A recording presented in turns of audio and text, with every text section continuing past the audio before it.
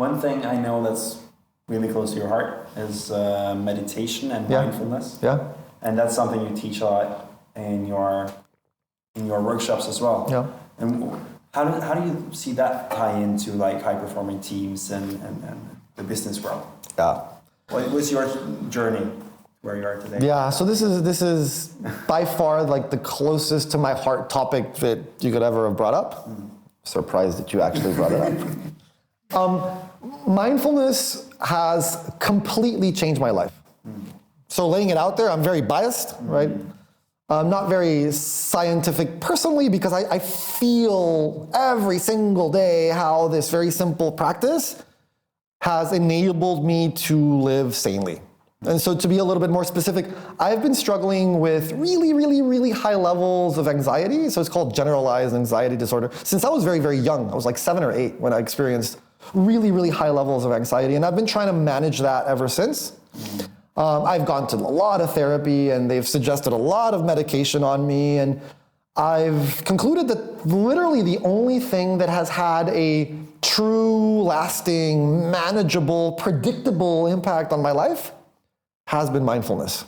I'm not saying that it's a cure-all and it's a panacea and that everybody should do it, no. But for me particularly, under my specific circumstances, it's been a complete and utter game changer.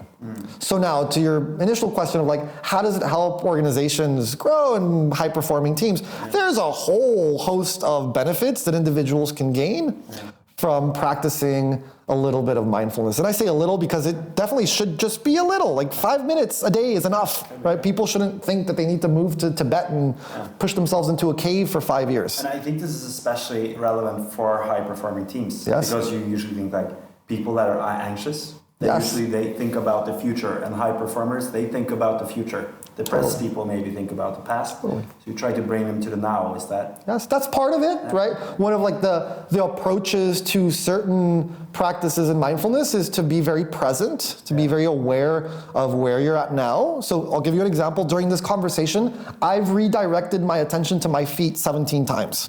Right?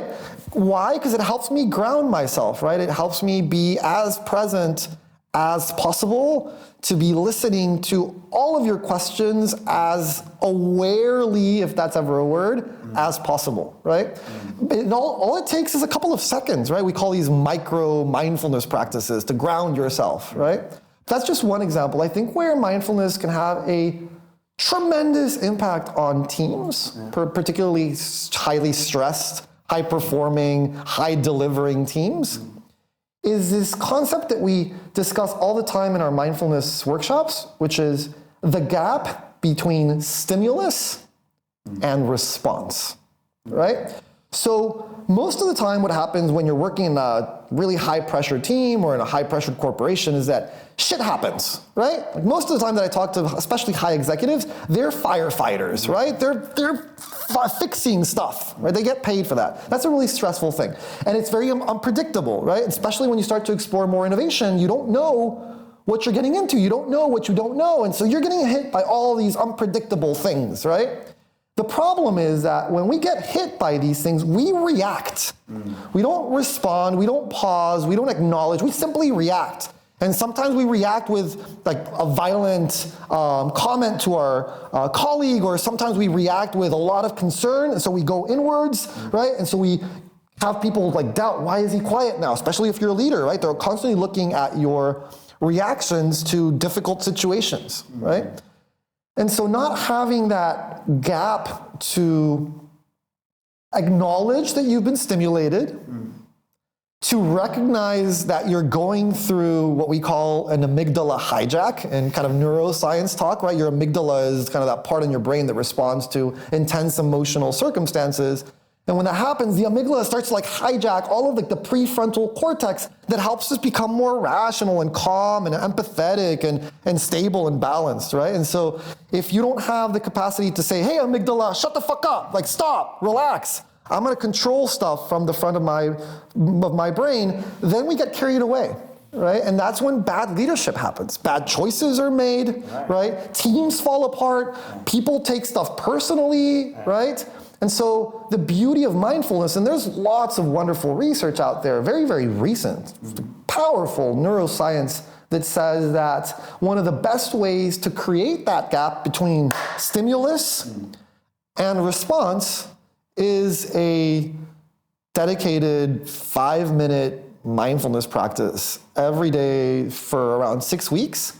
You will start to see that as soon as you get triggered, regardless of whether it is a really intense thing, like you're fired, or a less intense thing like, oh, we didn't make the budget this month, regardless of what it is, you start to sense, and the key word here is you start to sense, literally in your body, that moment where you're triggered, and the moment where you start to increase that gap that gives you the opportunity to choose how you're going to respond to that trigger. Right.